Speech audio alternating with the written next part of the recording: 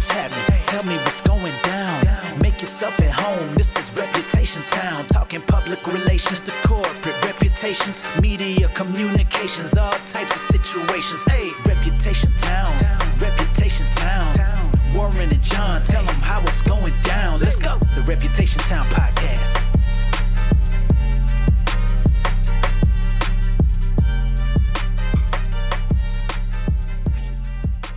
Welcome to another episode of Reputation Town. This is episode 51, November 22nd, John F. Kennedy Day, 2024. John, how's it going? Good. I'm just realizing how huge my head is in the frame there. I'm going to back off a little bit. All right, maybe I should go closer. We'll get our heads the same size. Before we jump into our topics for the week, and there's a bunch, it never ceases to amaze me how many of these kind of branding reputation stories pop up. Can we talk about Ovechkin for a little bit? Because I'm super crushed that this idiot broke his leg. I'm very upset by this. That's sad. You seem really busted up. But the guy's 39 years old. He was leading the NHL in scoring, like goal scoring, which is unheard of, I think, at that age. Because like Gretzky had packed it in by that age. Had he? I think he was 39 when he retired. And just the fact that he would have totally crushed that record by probably...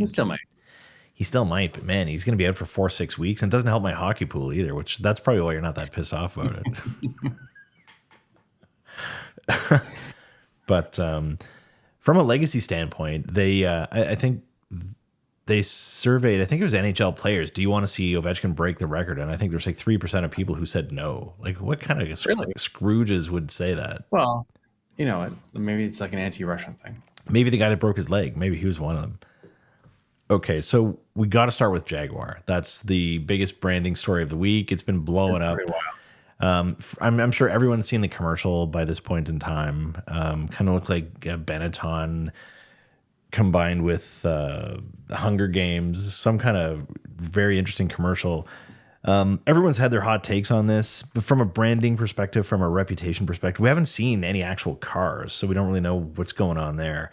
But it's kind of interesting in a really noisy world. Does this go under the category of there's no such thing as bad PR?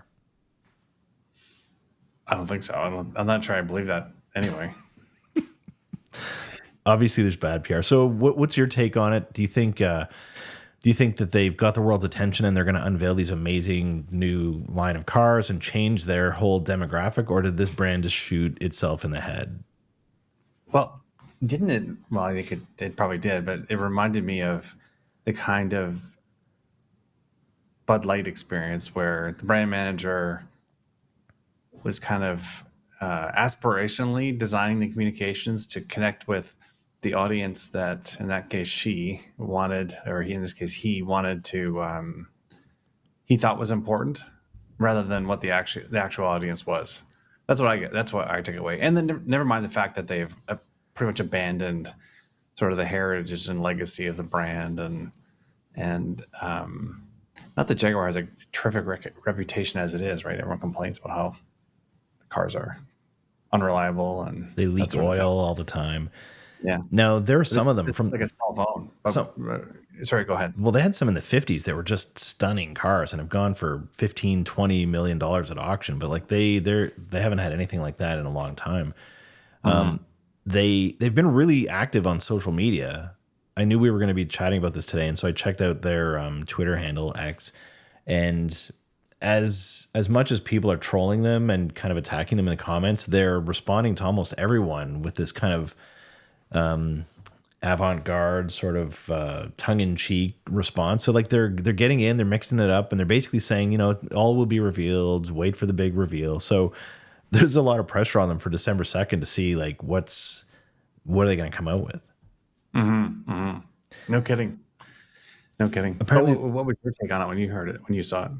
I thought it was a joke. I thought it looked like something from SNL. Like, this can't be real. And it made me think, like, I saw one of the comments, because, you know, these things take a long time to put together. They might have been working on this for like a year or 2 years. And someone in the comments said they obviously thought Kamala was going to win the election, which I thought was kind of funny. But it's like no one around the room, when they showed that video in the boardroom, no one said like, what the F is, like, what are we doing? Like, this is, and again, it's such a departure when you think of, and that's what we're talking about. We're talking about reputation. When you think of that brand, you think of older gentlemen, you think of highway driving, that classic look, the racing green, the growler, that cat, and this is about as much of a 180 as you could take from that. So it will be, between now and then, between now and December 2nd, we'll see what happens. They've got the world's attention, certainly. It just these cars better be like pretty freaking amazing. And they also do have a pretty good market share in the U.S. with young professionals, and maybe that's what they're gearing off of. But it seems so jarring. I think they're all going to be electric too. Is that your understanding? No, I hadn't heard that. I thought I read that somewhere. So I don't know. We'll see what happens. But they've certainly achieved. People are talking about it. So we weren't. That was a brand that you'd see them around. Oh, that's nice, but not a lot. So we'll see what happens. So you mentioned Bud Light, and it's been a couple of years since their Tailspin and one of the branding cautionary tales of all time. And have you seen any of the new commercials they're putting out with Shane Gillis? And the latest one was he's in the wrong commercial. Have you seen that one? I have, yeah. So they made the big deal with the UFC and the sponsorship deal.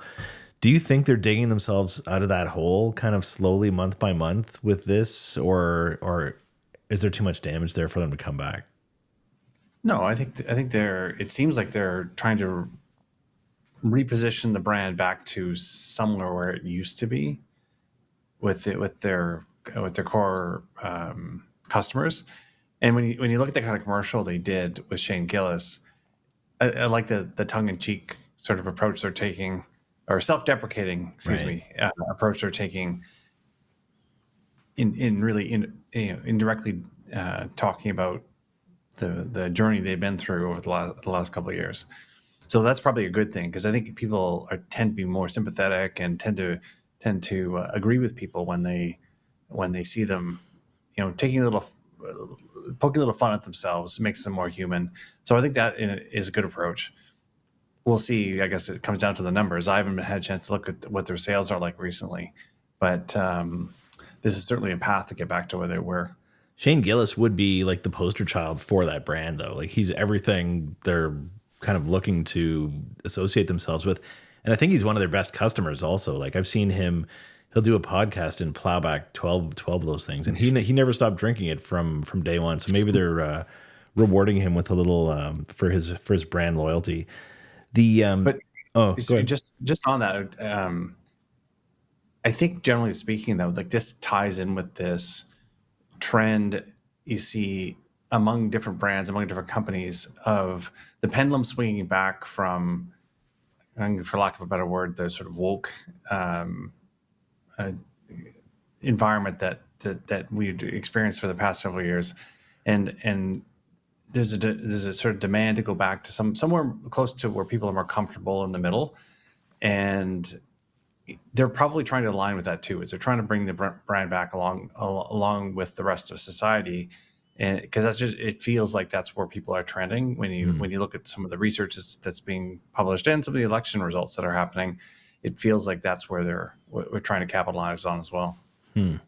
So we'll see what their earnings look like, and whether they can get that top spot, because I don't think they're even close to getting that back again. But an interesting one to watch. The next one on the list was the Jake Paul, Mike Tyson. Did you watch it? I did live. Yeah, I watched it. Did you? In between, I couldn't get like a clean non-buffer. It felt like 1995 trying to watch a video online. Which is part of the story here, because I think Netflix had a rough night. They had a lot of people watching this thing. So I'm sure everyone has, if you didn't see it, you tried to see it, maybe you saw some highlights. This to me was a really, really fascinating one, because they marketed the hell out of this thing. And I have to say, I'm not a big fan of Jake or Logan Paul. I think a couple weeks ago, I didn't even know which one was fighting, because they both seem like kind of like the same to me. But I have to admit, like, the guy's kind of a marketing genius. The numbers of people that went and watched that thing live, the spectacle, the fact that you got Mike Tyson, 60 some million people watching at once. And I think half of the people were there just to see Jake Paul get punched in the face. Like, I was certainly in that group. And so, you kind of don't want to watch it, but there you are watching. And somehow we ended up getting a decent feed. So I saw the fight start to finish.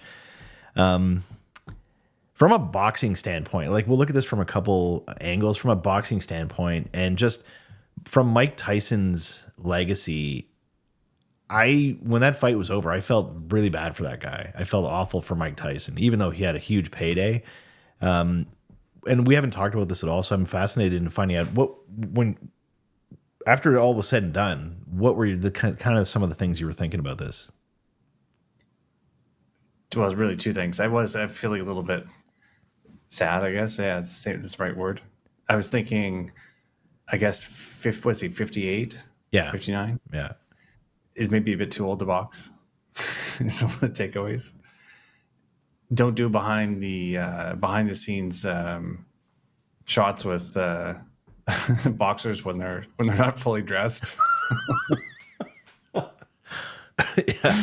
There's a very public viewing of Mike Tyson's derriere on TV. I don't think that was planned. Yeah. Oh No. God. And I don't think it was actually a real fight. Not at all. Not at all. Yeah. Not at all. And it brings up so many questions because the betting markets were taking bets on that fight. And I think there might be reason for, like, apparently one person, I was going to say one guy, I don't know who it was, but someone bet $3.5 million on Mike Tyson right before the fight. And like, he was never going to win that. And so I'm wondering if there's almost like a class action lawsuit that's in the making. So I'm watching the fight, and if you've seen the training videos of Mike Tyson sparring and how fast he is, and he's like beating the shit out of these guys he's sparring with. It was like the Matrix. You know? He was super fast. I'm like, and did you see the first round? Were you able to watch that? I did, yeah. So in the first round, and I'm certainly not a boxing expert, but I think if you have eyeballs, there's a clip in the first round where Mike Tyson's coming out and he's looking kind of like Mike Tyson, and he hits him in the face, and Jake Paul is stunned. You can see in his face, like he's like, oh, he's rocked. And then he makes this signal. They're saying there was a signal when he stuck out his tongue. Did you see this? I saw that. So he sticks his tongue out like a maniac, and then you see Mike Tyson kind of nod his head from behind. And again, I sound like a crazy tinfoil hat person every week, but it looks like Mike Tyson came out and was going to drop him, as Mike Tyson should and would. It doesn't matter if Mike Tyson's 80. If he punches you in the head, you're going down. And so Jake Paul looked rocked to me. Made that symbol. Mike Tyson kind of nodded his head, and he never threw a real solid punch for the rest of the fight. Now, someone said after the fact that there's a contract in place that Mike Tyson was not allowed to knock him out, and if it happened in the first round, he would only get a minuscule portion of the money that he would have gotten, which was reportedly like $20 million. And every round that it went on, he would get more, but he would get the full payout if it went to a decision. And so, I'm looking at that, and obviously the guy needs the money. Like, he's not the best money manager. I think we've probably established he's made hundreds of millions of dollars, and he's been bankrupt numbers of times. And so he collects this huge payday. I couldn't help but think that like Jake Paul organized or orchestrated this thing to buy his reputation, to buy his legacy for $20 million. And that's the last thing when you think of Mike Tyson. That's what we're going to be thinking of. You're not going to be thinking of him, when he was in his prime at 19 and 20 years old, knocking guys out. You're going to be thinking of this. And I find a crime against humanity. And I felt really bad for the guy, because this is not a guy who, like, look, he's not a Mensa member. He's a fighter. He's taken 10 million shots to the head, and I felt awful for him. I just felt it was gross. Well, there's a reason why you can't bet on fights in Ontario. And you can. I did. You did? I put $200 on Mike Tyson. Interesting. Okay, never mind. I thought you couldn't bet on fights in Ontario. The little ProLine app, it popped up. I'm like, what the hell? What the hell? I'm like this. I stand corrected. In a real world, he should have knocked his head off. And yeah, the whole thing was kind of strange. He was really pulling his punches, and did you see him like biting his glove? Like, he's like gnawing on his glove, which is a little. I don't know, but my guess is like he was holding himself like the guy's like an animal. He's waiting to punch this guy's head off, and because he can't, that frustration is coming out in him, like gnawing on his glove. It was just awful. And apparently Jake Paul made $40 million from it, which is also kind of a crime against humanity. That is a crime against humanity. The real loser of the night was Netflix, because as you mentioned, everyone I talked to said they couldn't get a decent stream of the fight, buffering, and people were going crazy online. How could they not know that this was going to be as popular as it was? And like, did they take a bit of a hit, or do you think that was just something that people are going to get over? Well, it's a good point, because one of the things that Netflix has started doing is more live events. And I can't remember, there was another event recently where they did a live stream of it. And if that's part of their business model, obviously your technology has to be able to live up to delivering those kinds of shows and events. And so from a reputation standpoint, this was not a good day for them, especially if they're going to be doing more of these things, other things. So my guess is there's a bunch of spending that's going to happen to build out the infrastructure they need to support events like this, if they're going to make a go of it. And especially if they're going to be cranking up their prices every year and like being stingy with the passwords. If you're going to do all that stuff, you better be able to watch the show when you want to see it. Very good service too. Yeah.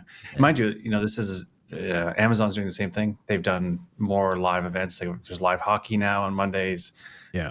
On the U.S. election, they had a live broadcast for the U.S. election. So I think these streaming platforms are going to be doing more and more of this. So if you, this is kind of hypothetical, but if there was like no rules, no contracts, whatever, they just like, ding, ding, and you let them fight, what do you think really happens? Like, I would have expected Tyson to win because he's just a better fighter. First round. Yeah. Like that was not a boxing fight. That was a spectacle. And I think the only, this is me imagining if I'm Mike Tyson, how do you justify this given your legacy? First of all, a huge paycheck. Secondly, I think the only way you can justify it is no one had to pay for it.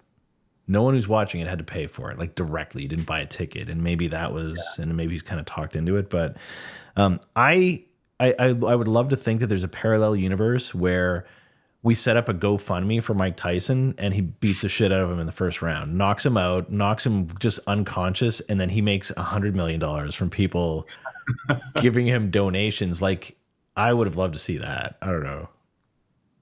Anyway, it feels maybe there wasn't. Maybe that did happen in a parallel universe. Poor Mike Tyson. So you mentioned the election. I'm kind of glad it's over. That had consumed our podcast for a couple of months. One of the polling ladies, Ann Seltzer, I think we mentioned her. She's the one who kind of always got it right, and her prediction was so bad they actually knocked her right out of the profession. She retired from being a pollster, and again, that's a bad way to go out. It's just, it's kind of like the last thing we're going to think of, like Mike Tyson with that ridiculous display of a fight. This is going to be her kind of last hurrah. Not that great. Well, when I was looking into that, here's my take on it. I don't know if this is right or not. So there was a couple news stories saying Ann Seltzer retiring from polling. She tweeted something out that in effect was, I'm no longer doing election work, which is different than the kind of research polling that research companies tend to do all the time for private sector firms and those sorts of things. So, but regardless, whatever it was, there was a narrative that got established that she was retiring after one bad poll, after 30 years of excellent polling. And to me, this just shows the weakness of not controlling your narrative. If you have something that's going to happen that you want to make sure people understand, well, just even if it's not a major thing, it's a good practice to constantly be proactively controlling what is known about you and what you want to say about yourself. And she didn't do that. She kind of wasn't clear about what was happening. She was kind of opaque with what she did say on Twitter. And as a result, I think all these other news stories that came out are kind of dominating the record. And it may leave her legacy as being clouded by this, when that may or may not be the case. So it's a bit of a cautionary tale. Interesting. So you're saying she didn't retire?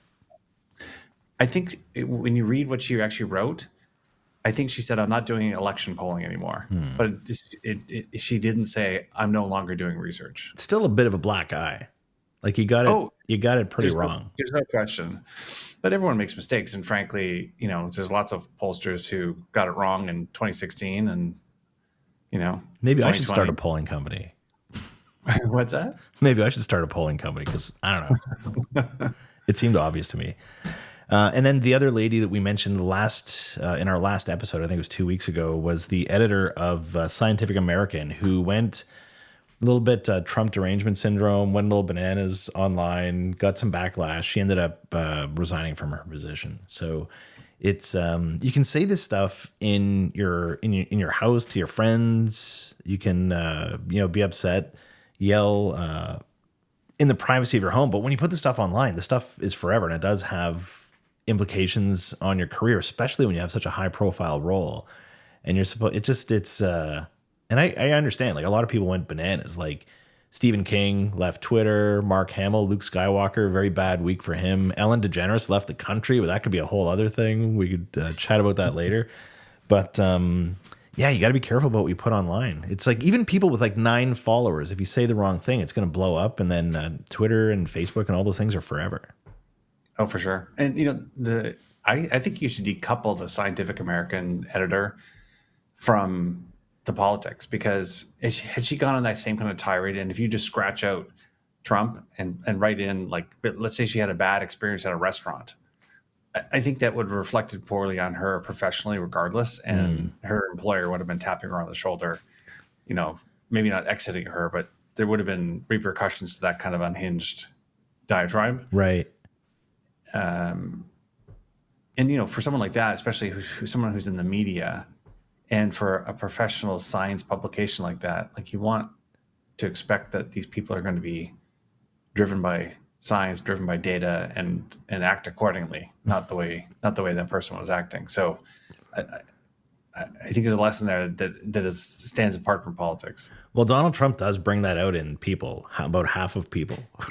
Yeah. 50% of people, they just I'm sure that she's, it's just one of those things. They couldn't help it, and they had to share it online. And they're just, there are implications. Now, hey, you got to separate the art from the artist sometimes.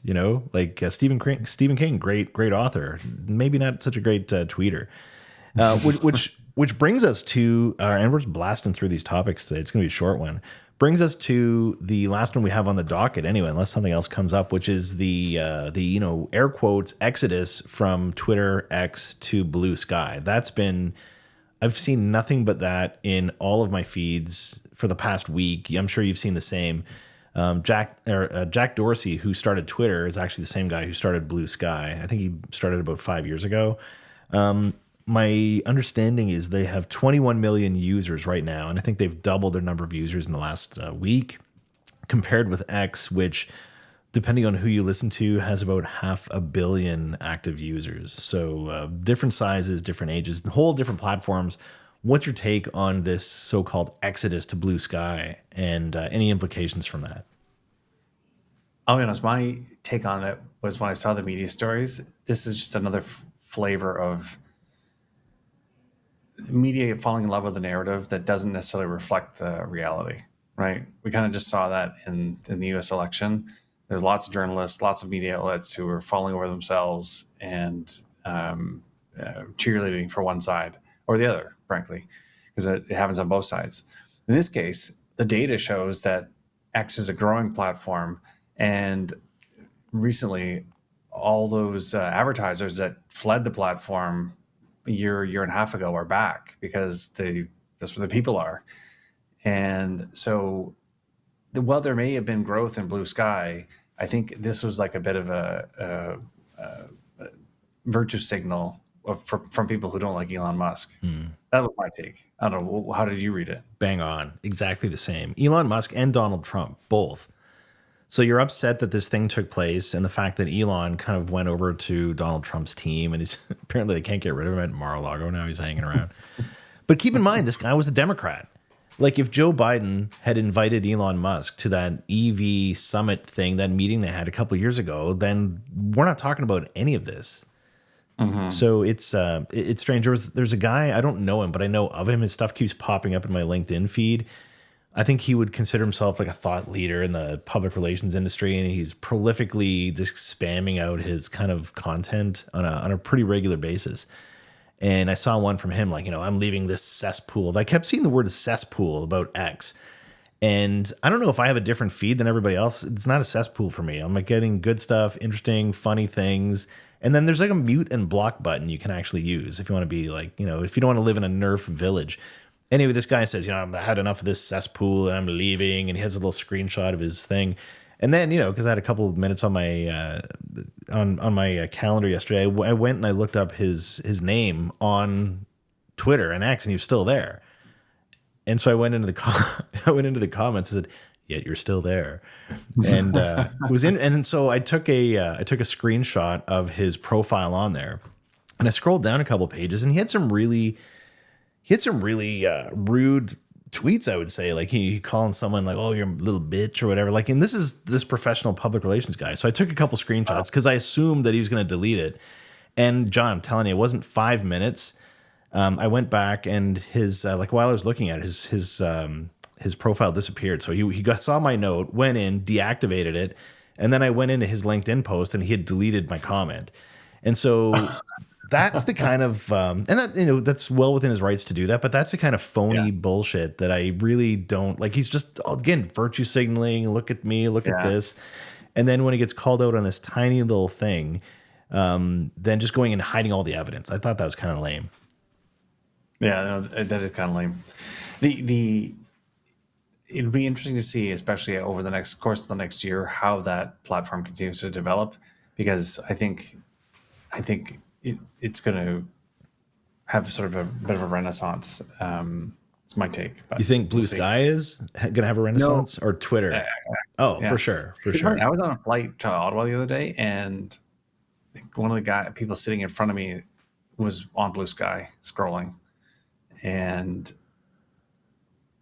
you know, some users may want to go there, but when you think about from a communications professional, and I'm trying to use a platform to reach the audience I'm trying to communicate with, and much of the time, X is really good for communicating with journalists. Now, mind you, a lot of journalists are on Blue Sky as well. Yeah. But X is the place to go when you're trying to reach people. Like, that is still a foundational place for sharing real-time news and information.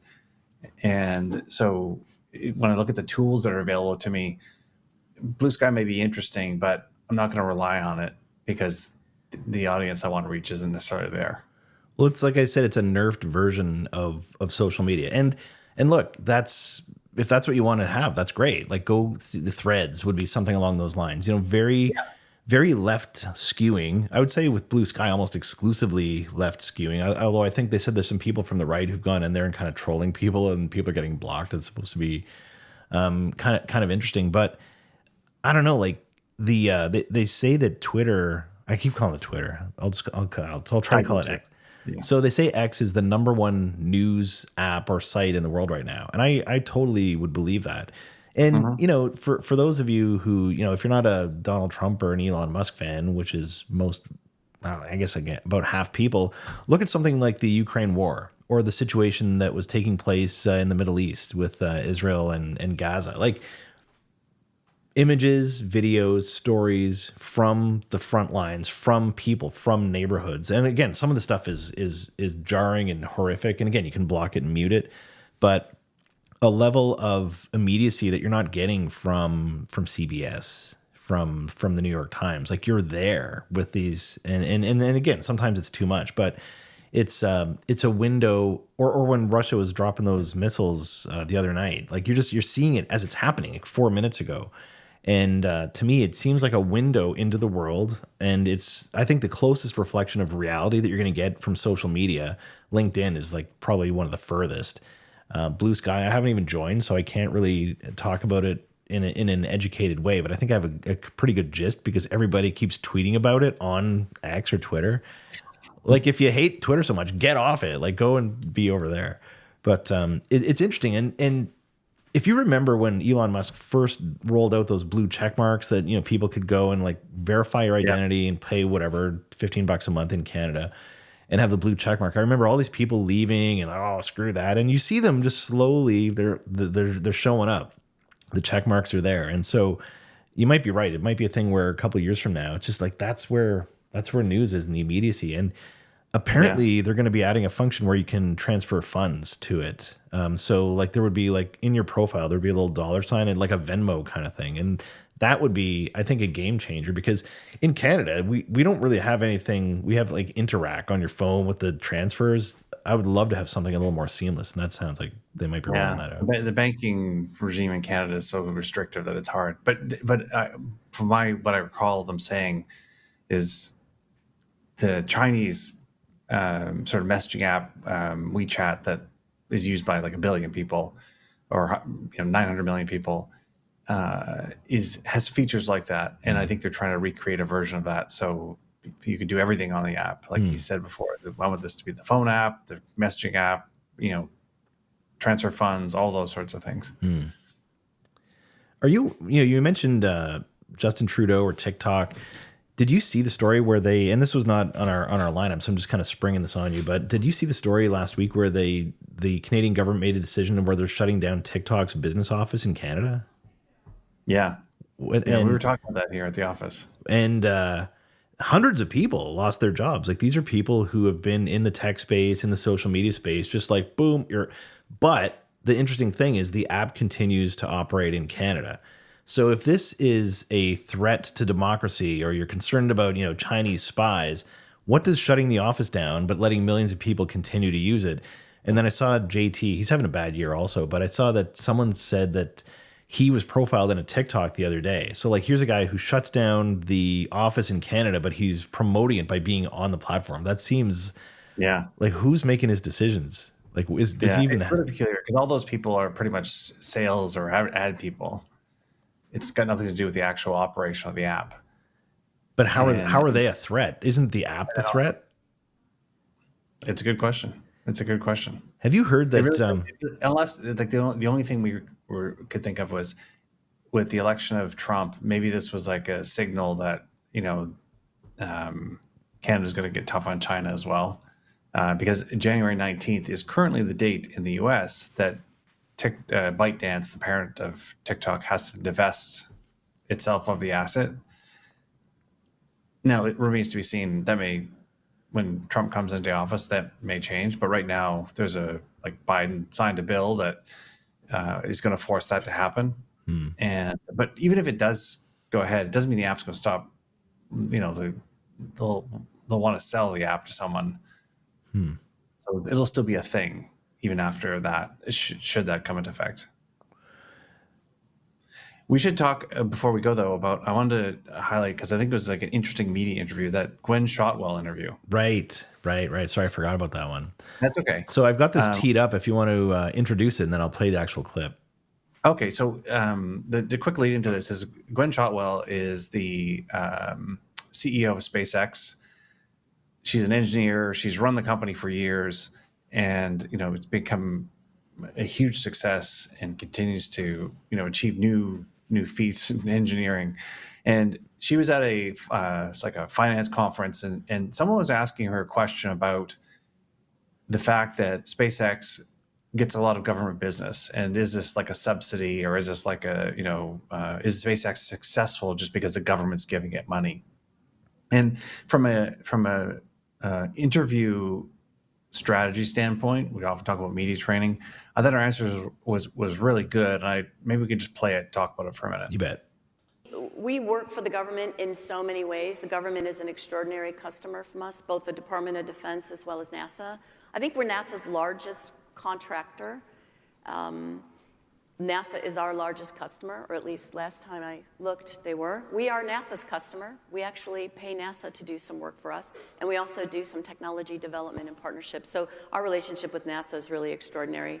And so, by the way, the news these days is we have $22 billion worth of government contracts. We earned that. We bid it.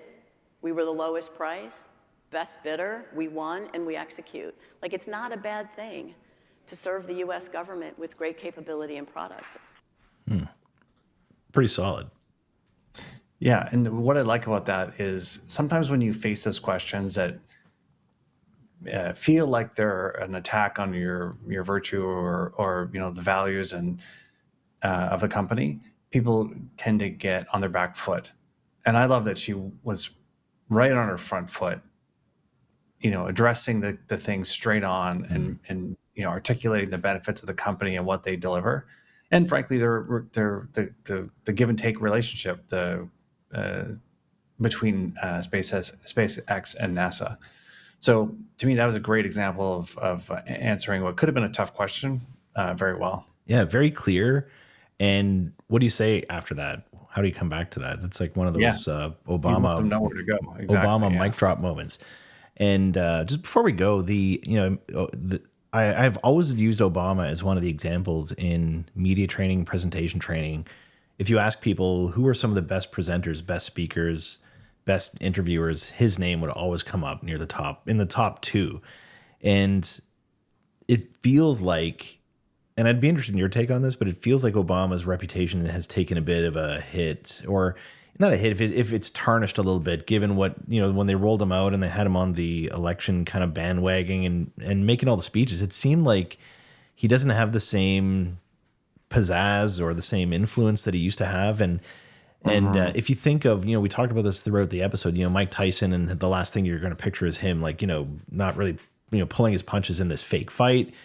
And Seltzer, her last major poll with the election is like a complete miss.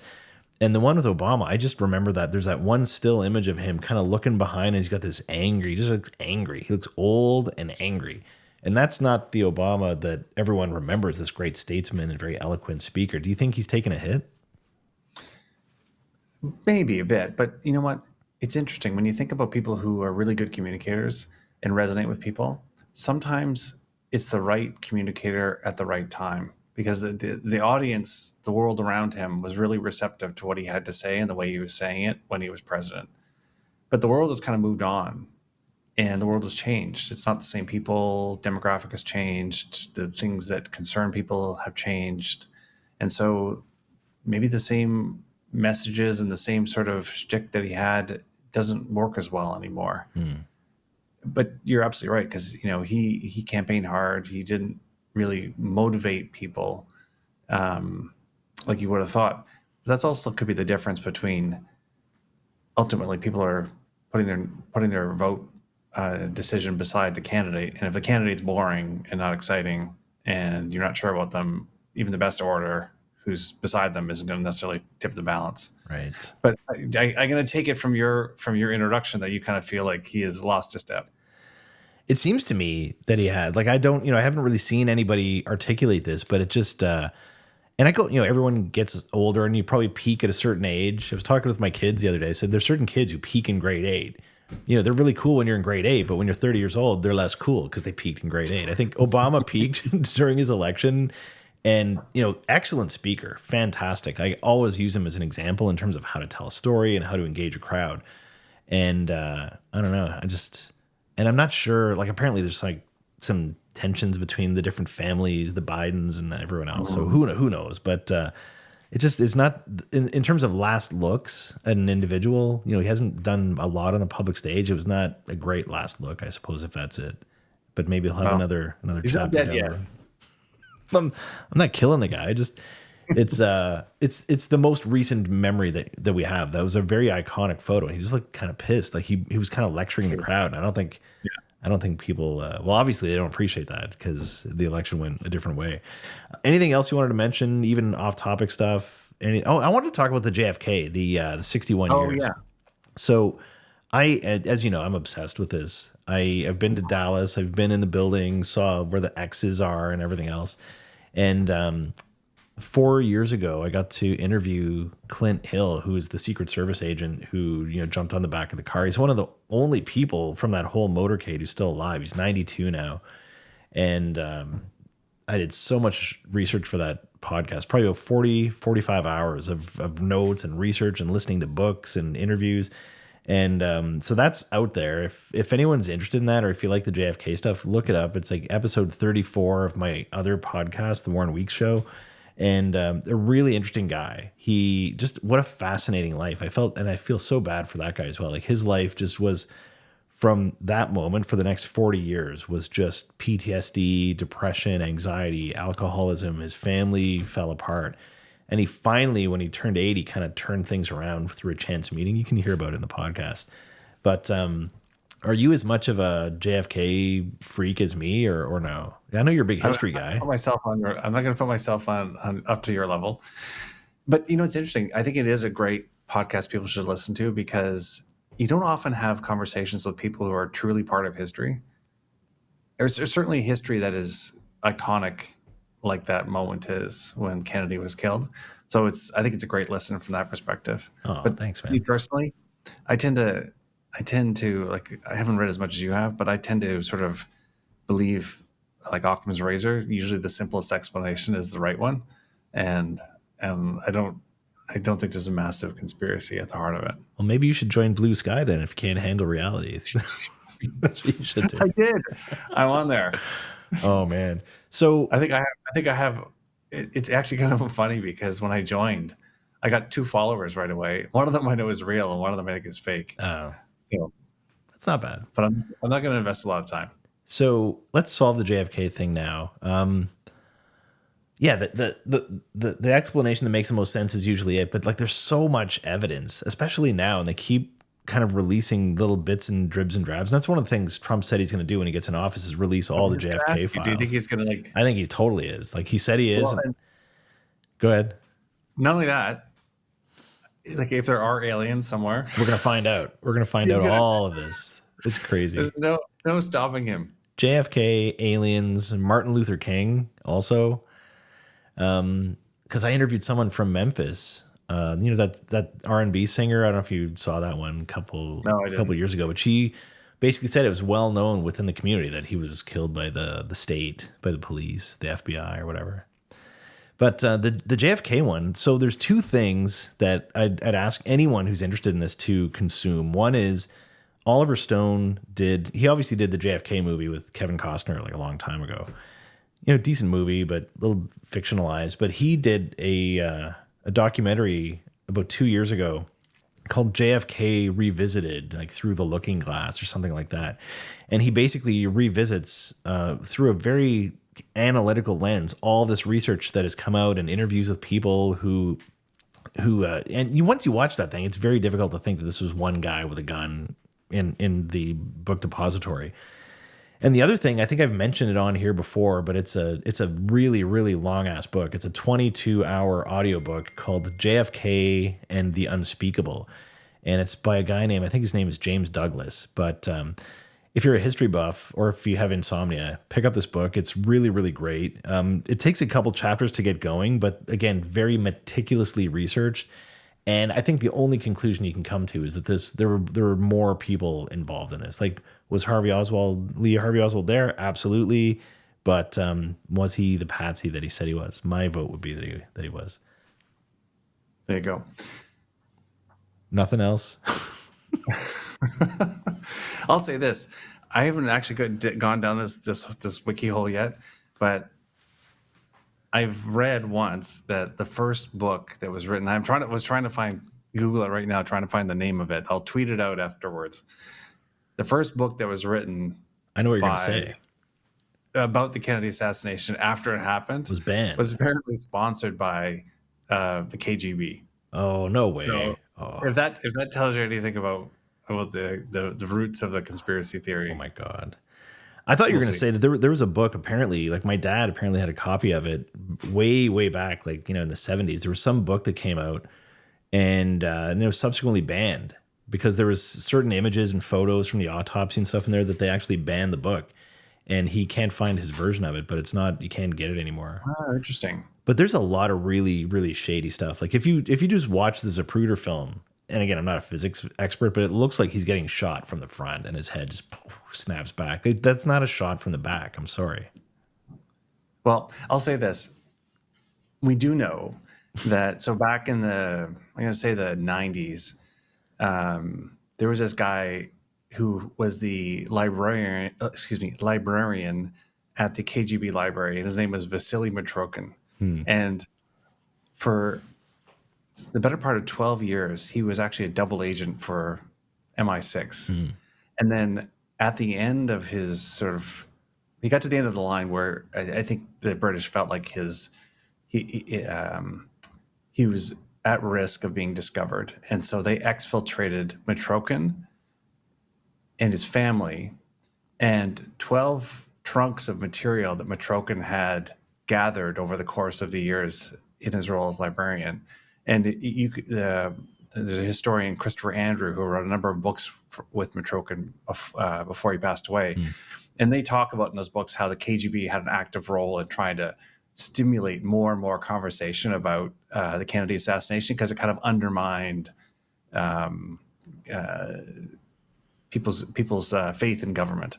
So, look, who knows what the real story is? I kind of think it's simpler rather than more complicated, but it's fun to speculate regardless. But like, if you look at just the policy decision that he made, he was going to pull everyone out of Vietnam. I think they had 16,000 peacekeeping troops over there, and he made a decision to pull them out. And then, and there's a whole bunch of other, it's the mafia and this and that. But then his head gets blown off, and what happens? They end up going full bore into the Vietnam War. I don't know, coincidence? It's and what are you doing in that open top car? Like, that was a really bad idea. Yeah, they had different ideas of security back then. Anyway, this book, though, like, if you're a JFK nerd, I really recommend this book. They talk about like Lee Harvey Oswald body doubles that were witnessed even in the movie theater, and it's really, really interesting stuff. Anyway, I think that's it for this week. We should rebrand this, the tinfoil. We should be sponsored by Alcan aluminum foil. Every week we bring the top conspiracies to you. So I don't know. Should I join Blue Sky? Should I be on there? Have a little profile? You know what? You should go on to secure your name before somebody like me sets up a fake account in your name. There is some guy with my same name, Warren Weeks, in the States. It's so weird to see someone who has the exact same name as you when it's a very unique name too. And when Twitter first came out, and I think it was 2006, I saw an article about it in like Inc. magazine, and like, oh, I'll go try this thing out. And I got my name, and I looked at it, and I was on like, and if you remember, it was very clunky. Like, you have all the @ signs and this and that, and the replies. I'm like, this is stupid. And I deleted my account, and I joined back in like, I think 3 years later, but my name had been taken. Your name was gone. Exactly. So you snooze, you lose. I have a cousin that has the exact same name as me. He's a very successful plastic surgeon in New Orleans. No way. And occasionally I get like messages on Facebook and stuff from women asking about plastic surgery. Oh my God. I can't help them, but I direct them to the right place to go. I was going to make an inappropriate joke, but I don't want to become a cancellation victim. So we will leave it there. Thank you very much, folks. If you have a chance to leave a review, please do so. Helps other people find the show. And we did get connected with that lady that woman who left us a really nice review last time. We connected with her, and we're trying to send her something nice offline. So thanks very much, folks. Have a great weekend, and we'll see you next time. What's happening? Tell me what's going down. Make yourself at home. This is Reputation Town. Talking public relations to corporate reputations, media communications, all types of situations. Hey, Reputation Town. Reputation Town. Warren and John, tell them how it's going down. Let's go. The Reputation Town Podcast.